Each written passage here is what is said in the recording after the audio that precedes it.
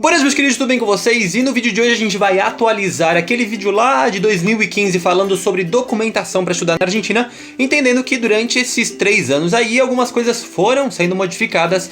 Muitas delas já foram faladas aqui no canal, mas é sempre interessante centralizar tudo num vídeo só para não gerar certas dúvidas com respeito a como tramitar toda essa documentação.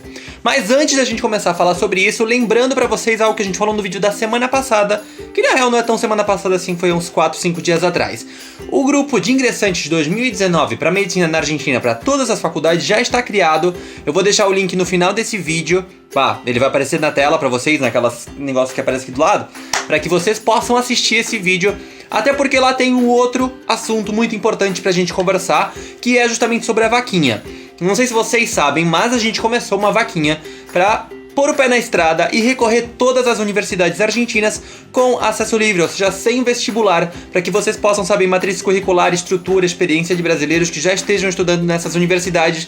Muitas delas vocês já me perguntaram e pediram para falar aqui no canal, como é La Matanza, La Plata, Mar del Plata. Tem umas novas, como é Concepción del Uruguay, Comau, Comodoro Rivadavia. Então a ideia é recorrer todas essas universidades e que você possa escolher qual delas é mais indicada para o seu modo de vida e para o que você está buscando para sua formação. Então, se caso você ainda não pôde colaborar com a vaquinha, o link vai estar aqui embaixo com mais detalhes e também no vídeo que está no final desse vídeo para você tirar todas as suas dúvidas com respeito a ela.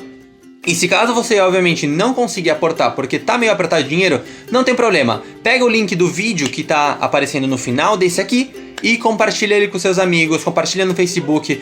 No meu Facebook pessoal, William Cardoso, também tem uma publicação lá toda explicando certinho por que a gente tá fazendo isso. E compartilha lá pra ver se a gente consegue chegar, tomara que a gente consiga chegar à meta, que são R$ 2.500, não é um valor alto, a gente tem 60 dias pra conseguir chegar lá. Mas sem muito mais delongas, vamos aí atualizar um pouquinho aquele vídeo sobre documentação pra você poder estudar na Argentina. Basicamente todas as universidades argentinas seguem um padrão muito parecido sobre quais são os documentos que são pedidos. Basicamente são o histórico escolar e certificado de conclusão do ensino médio, que geralmente, dependendo do colégio onde você terminou o ensino médio, eles estão no mesmo documento. Pode estar separado? Pode estar separado, mas geralmente está junto. Já vou mostrar o que precisa ter. A certidão de nascimento ou a de casamento se você for casado, e um documento de identidade, o qual aí sim varia dependendo da universidade. Por uma normativa interna, a UNR pede o passaporte. Porém, algumas outras universidades aceitam a cédula de identidade, o RG, como documento de identidade. Aí você deve estar se perguntando, William, mas o que mudou com respeito à documentação? As legalizações. Porque quando eu comecei o canal no YouTube lá em 2015, a documentação precisava de 2 carimbos. Um do Itamaraty e outro do Ministério de Educação Nacional. Hoje isso mudou um pouco. Basicamente todas as secretarias de educação dos estados têm a permissão de fazer a legalização, assim que não precisa mais mandar a documentação para Brasília. Você pode ir para a capital do seu estado ou para sede da Secretaria de Educação na sua regional e fazer essa legalização. E o Itamaraty já não dá mais o carimbo que ele dava antes para legalização. Todos os carimbos que foram dados continuam sendo válidos. Porém, os que não têm o carimbo têm que fazer a apostila de Haia. Aí você deve estar se perguntando o que é a apostila de Haia, né? Vamos por parte primeiro. Certidão de nascimento, algo muito importante que muita gente acaba tendo dúvida. Toda a universidade argentina, assim como basicamente em todos os trâmites também no Brasil, as certidões elas têm que ter no máximo 6 meses de expedição na hora que você for usar ela. No caso, entregar ela na universidade, certo? Então, lembrando, quando você for fazer o pedido da sua certidão de nascimento, tome cuidado para que aquela data onde você for fazer o pedido seja mais ou menos aí uns 6 meses retroativo ao momento em que você for entregar na faculdade. Não sei se deu para entender. E aí você vai fazer primeiro uma legalização no registro civil dessa certidão de nascimento, uma autenticação se caso for modelo novo que não tem assinatura, ou se não o reconhecimento de firma do cartório, do tabelião, perdão, ou do oficial daquele cartório. E logo em seguida você vai fazer uma apostila de Haia. A apostila de Haia substitui o carimbo do Itamaraty, Ministério de Relações Exteriores, e é este papel que é colado atrás da documentação.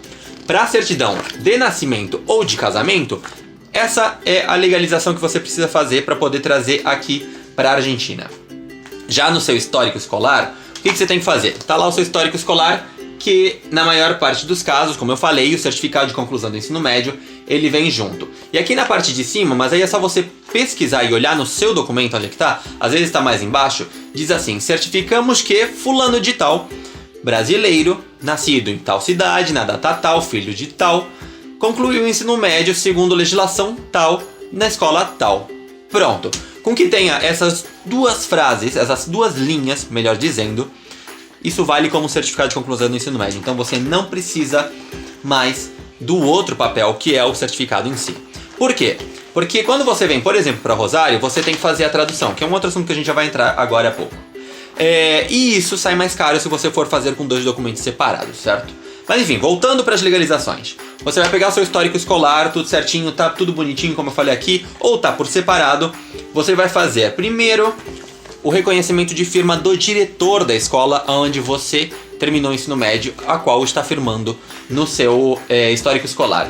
Logo em seguida, você pode ou fazer a legalização no Ministério da Educação da Nação em Brasília, ou se não, você pode fazer na Secretaria de Educação do seu estado. Esse caso aqui, por exemplo, é um histórico escolar do Pará. Deixa eu mudar o foco aqui só para vocês verem como é que é. O carimbo é este aqui, é o que precisa ser feito. Com este carimbo de legalização, ele substitui o carimbo do Ministério da Educação da Nação. Perfeito! Tem o carimbo ou do Ministério da Educação da Nação ou o estadual. Então o que eu faço? Eu pego e eu tenho que fazer também a apostila de AIA nessa documentação, porque a documentação escolar, todo documento, quando ele for sair do Brasil, ele precisa da apostila de AIA. E se for escolar, ele também precisa de um ente da educação.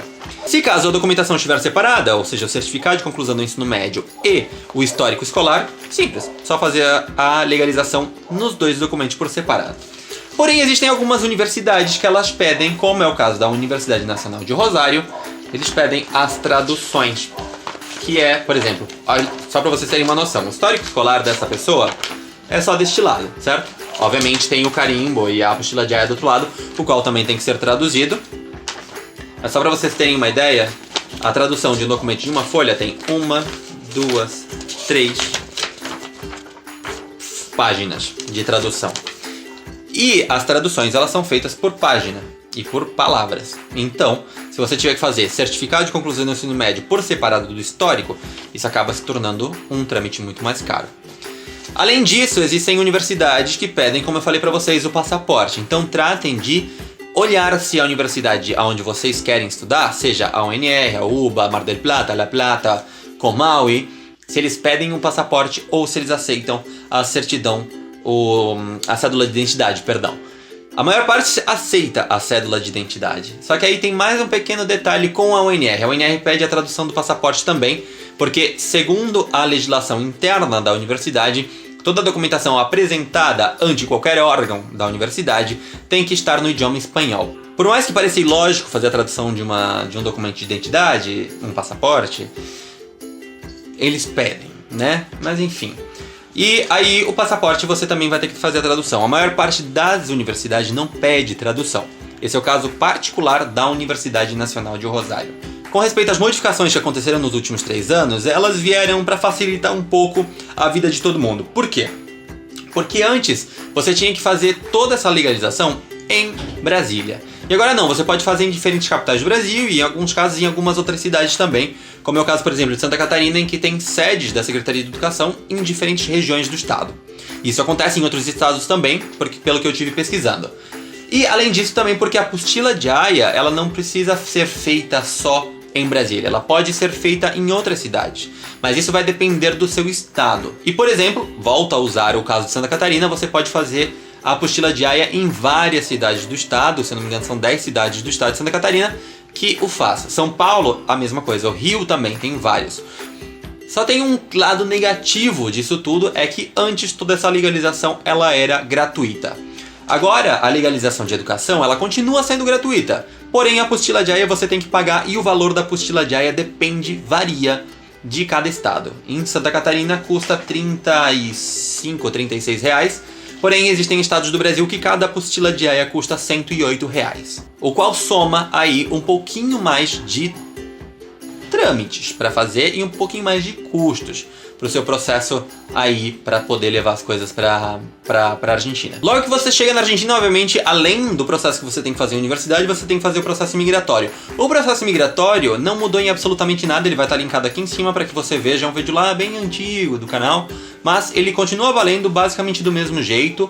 Todos aqueles trâmites servem ainda, então eu não preciso atualizar essa parte. Algumas dicas aí sobre todo esse processo. A apostila Jaya geralmente não fica pronta no mesmo momento. Ela geralmente leva uns 40 minutos por apostila para ser feito, porque justamente tem que ser feito a análise do reconhecimento de firma no tabelionato onde você vai fazer a apostila Jaya. Então cada averiguação e tudo mais leva o seu tempo. Então, se caso você tiver um pouco mais de tempo e não for na sua cidade, calcule de que você vai ter que levar essa documentação num dia, esperar um certo período de tempo, ou se não, liguem para o tabelionato, para o cartório onde você vai fazer a apostila Jaya e peçam informação de quanto tempo leva, para que você não perca tempo tendo que fazer 2 viagens para a cidade onde você vai fazer a apostila Jaya para levar e buscar a documentação. Aconteceu de eu ter que fazer uma apostila Jaya de uma certidão de nascimento agora em janeiro. Na minha cidade não estava sendo feito, então eu tive que ir para outra cidade. O que eu fiz foi entrar em contato com o tabelionato da cidade vizinha, onde eu ia fazer, mandei um scanner da certidão já com toda a legalização feita de reconhecimento de firma e eles já foram averiguando para já ir adiantando o processo. Então entre em contato com o tabelionato para já ir adiantando tudo isso, ok? Outra questão é as traduções. Se caso a universidade para onde você for pedir as traduções, trate de consultar se pode ser unicamente por um tradutor juramentado registrado num colégio de tradutores argentino ou se pode ser, no caso, o tradutor no Brasil.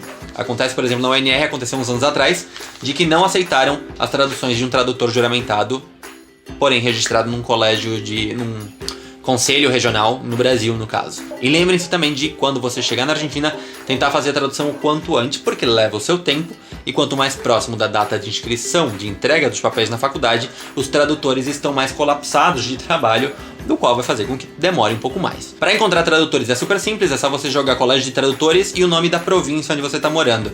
Eu vou deixar o da província de Santa Fé aqui embaixo no box de descrição. Espero que tenha atualizado e ajudado um pouquinho vocês que estão começando a organizar as documentações para o ingresso 2019. Entrem no grupo do ingresso 2019 para a gente ir tirando as dúvidas e, obviamente, jogando mais informações sobre todas as universidades.